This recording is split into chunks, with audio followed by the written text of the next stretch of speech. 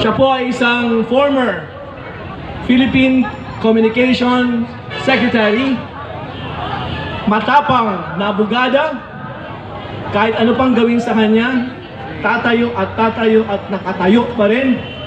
Let us welcome Attorney Trixie Angeles. Yeah!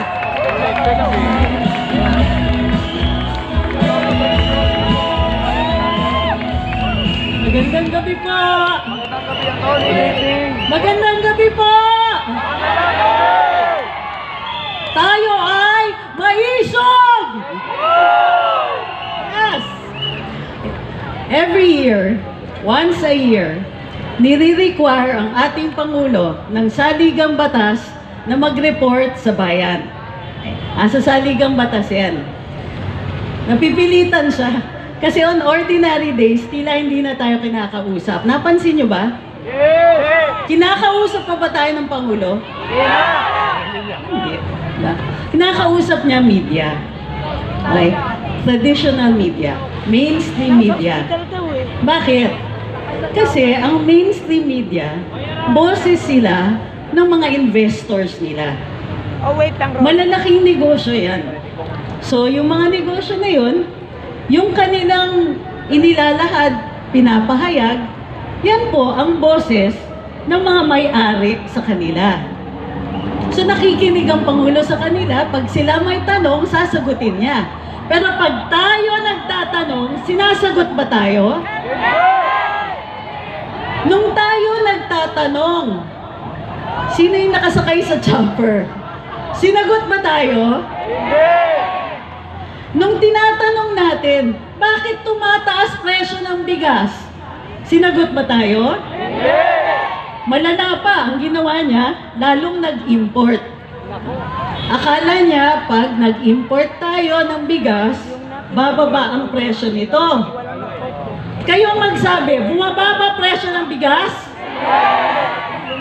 Nakakaramdam na pa po kayo dun sa taas ng presyo na yon? O kaya pa? Kaya po Kakayanin pa? Kaya pa ba? Kaya pa kasi kakayanin natin. Tayo, on our own. Tinutulungan ba tayo ng Pangulo? Muli, hindi tayo sinasagot. Nung lumabas ang PIDEA leaks, kinausap ba niya tayo? Ngayon, required siya ng Saligang Batas, kausapin tayo. Anong sasabihin niya? Ipapalabas niya na, uy, ang galing-galing ng Marcos administration. Maniniwala ba tayo? Ang importante lang talaga na malaman natin tungkol sa estado ng bayan ay kung kaya pa ba ng Pangulo yung mga problemang nadadarasan nating ordinaryong mamamayan. Kaya. Sa tingin nyo, sasabihin niya yan sa atin? Maglalabas siya ng numero. Maglalabas siya ng growth rates. Kasi binaral ko yung Zona 1 at Zona 2 niya. At yun po ang parati niyang pahayag taon-taon. Uy, tumaas ang growth ng agricultural sector. Correct. Aruroy. Ayun, correct. Budol. Bakit? Hindi bumaba ang presyo ng bigas. Lumaki ang agricultural sector. 2.4%? Pero anong ginawa nila? Kahit lumaki yung local agricultural sector, pinapatay din nila sa kaka-import at kaka-import nila. Correct. Kaya tumataas presyo ng bigas. Oy, mas malala na ngayon. Bumaba ang dollar to peso rate. Ibig sabihin, mas maraming pesos sa ilang dolyares. Dahil nagpa-import ang ating Pangulo, lalong magmamahal ang presyo ng lahat ng bilihin. Alam niyo kung bakit? Kasi pag nag-i-import tayo, ang gamit natin dolyares. So pag bumili tayo abroad, mas maraming pesos ang kailangan para sa bibilihin natin kahit hindi dumadami yung ini-import. Sa madaling sabi, ang 1 kilong bigas, asahan nyo, magmamahal pa. Ngayon, ang importanteng numero na dapat alam ng ating Pangulo, yung lumabas kahapon. 58% ng pamilyang Pilipino, 26 million families, noong 2020, yun yung last survey. Kung 26 million families, sabi ng survey, 16 million na pamilya, ang tingin nila sa sarili nila, mahirap. Ibig sabihin, ito ang opinion nating lahat, na tayong lahat, hindi na tayo gaya ng dati.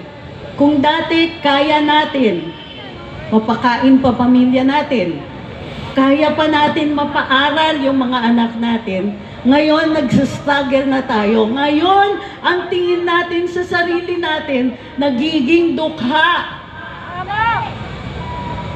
Sa harap ng lahat ng ito, gagasto sila ng 20 million pesos para kumain at mag-party sa SONA.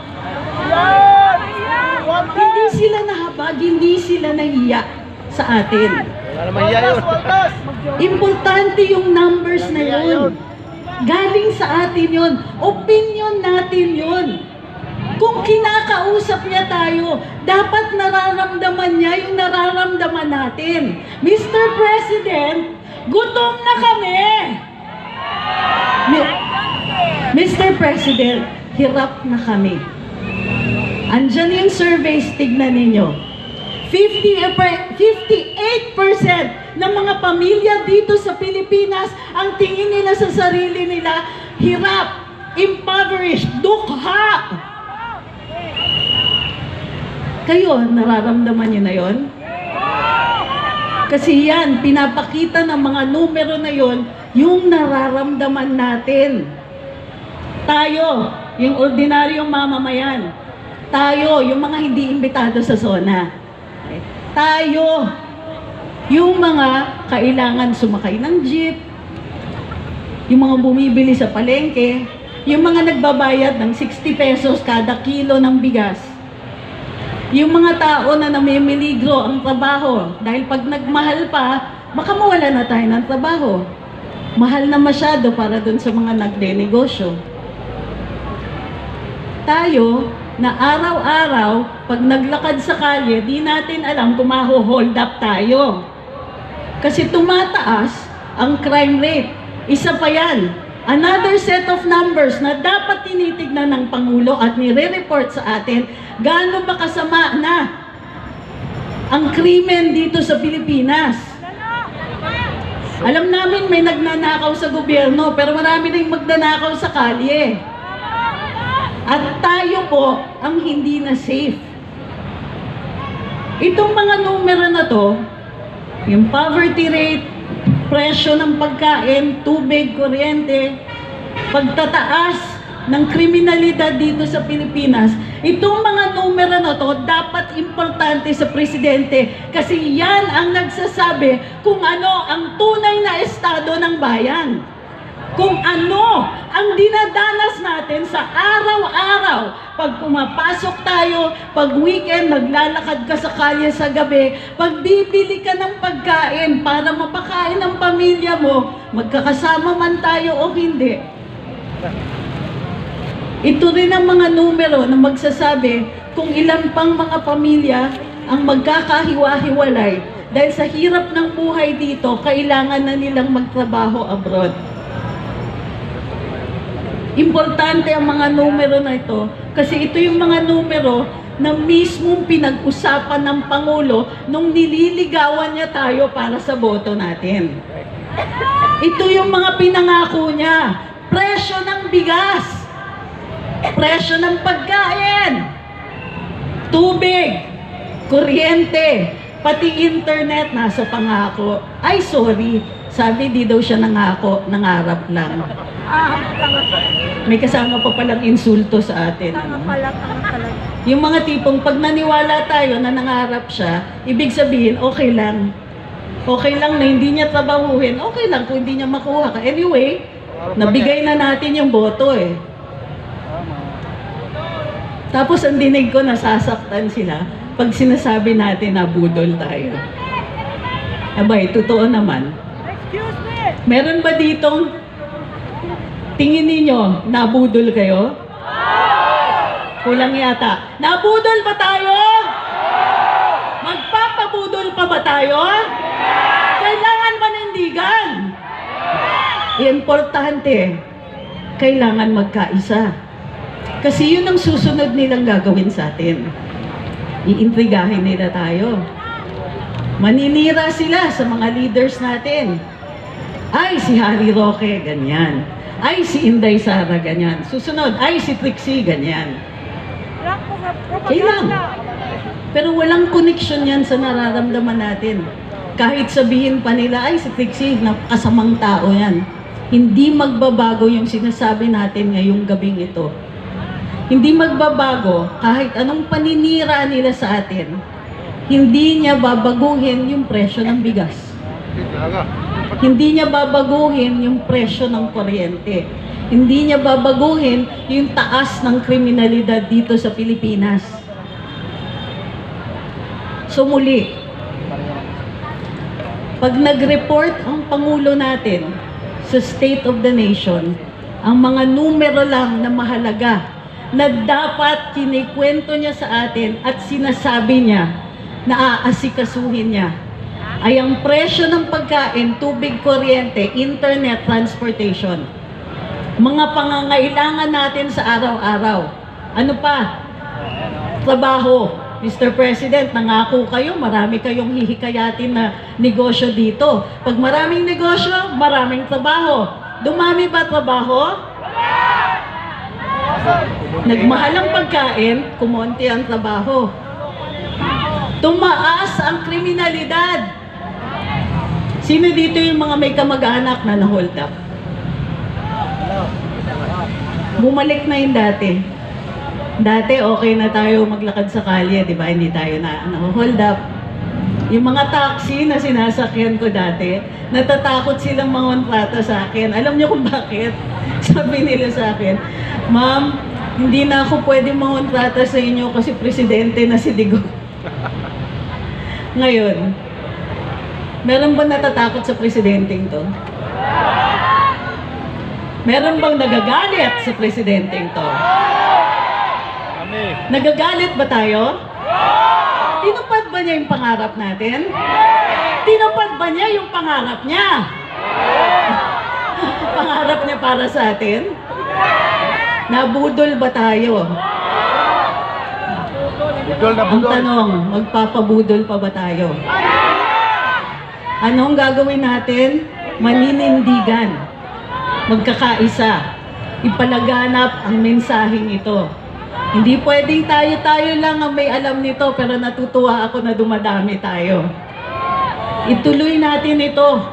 Kailangan ikwento natin sa mga kapatid, kamag-anak, pinsan, kaibigan, kaklase. Sama nyo na dito sa susunod.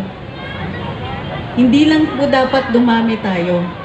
Pipilitin natin na makinig at makipag-usap sa atin ang Pangulo. May State of the Nation, kaya napipilitan siya magsalita. Pero sa ordinaryong kurso ng araw niya, wala siyang pakialam sa atin. Concerned na concerned tayo nung PDEA leaks, naalala nyo? Huwag nating kakalimutan yun. Lumaragsak ang issue na kung tama pa siya sa kaisipan o kalusugan, gawa nga ng balita na may posibilidad na gumagamit siya ng bawal na gamot.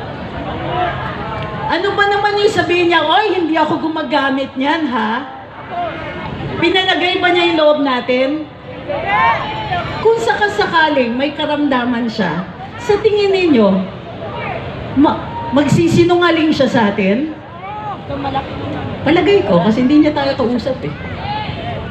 Anong sinagot niya nung tinanong siya, Mr. President? Diba? Gumagamit po ba kayo? Ano yung tinanong nung reporter tungkol dun sa PDEA leaks? Totoo ba ito? Anong sagot niya sa atin? Tumawa.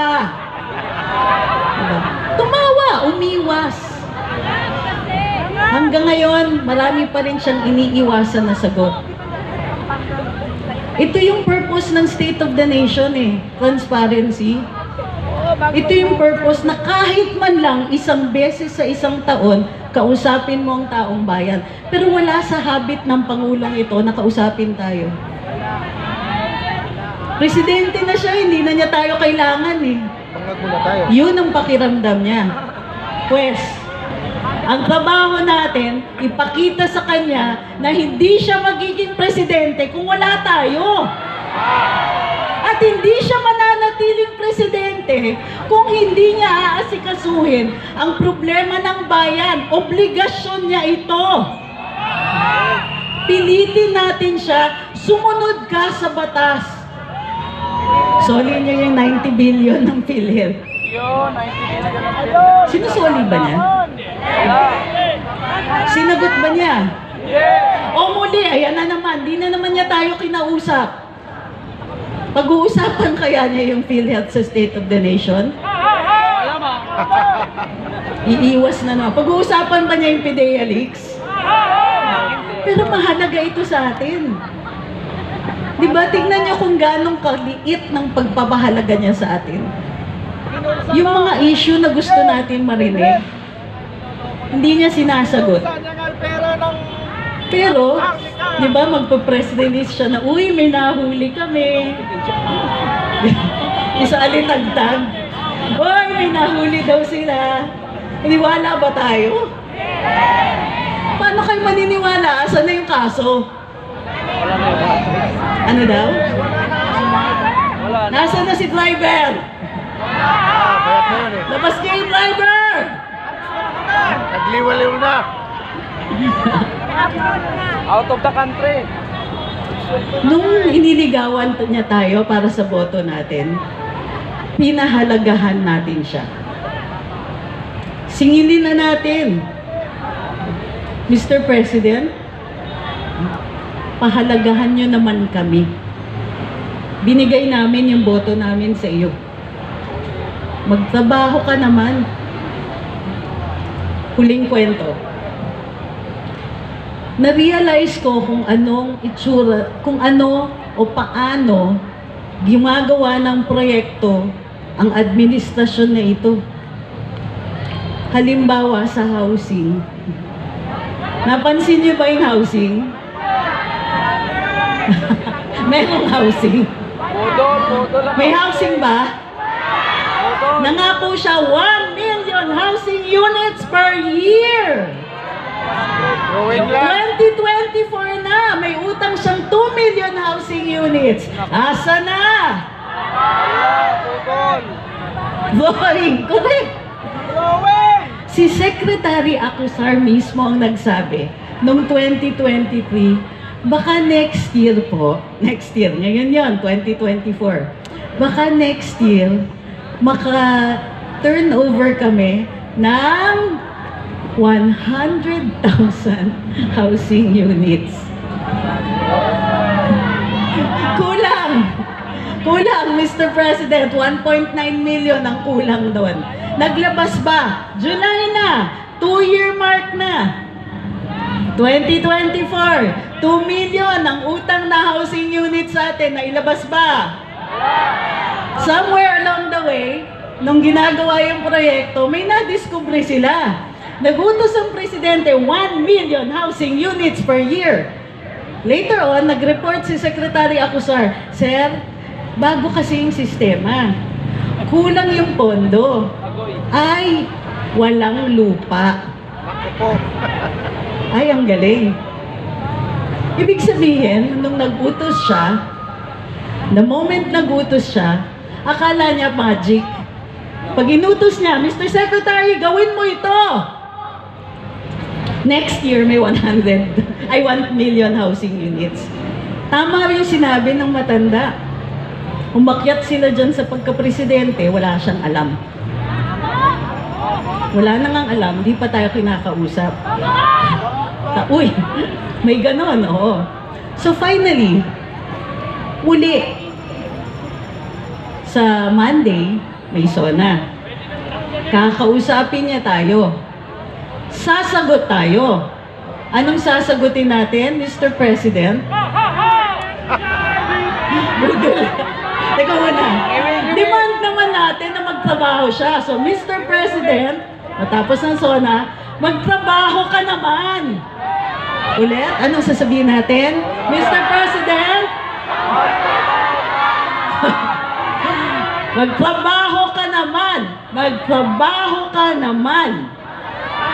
Kasi ang mga taong bayan na naniningil sa'yo ay maisog. Maisog! Maisog! Maisog! Maisog! We are stronger than him. Mas marami tayo. Tandaan niyo yan. Maraming salamat sa inyo. Thank you very much, Attorney Trixie.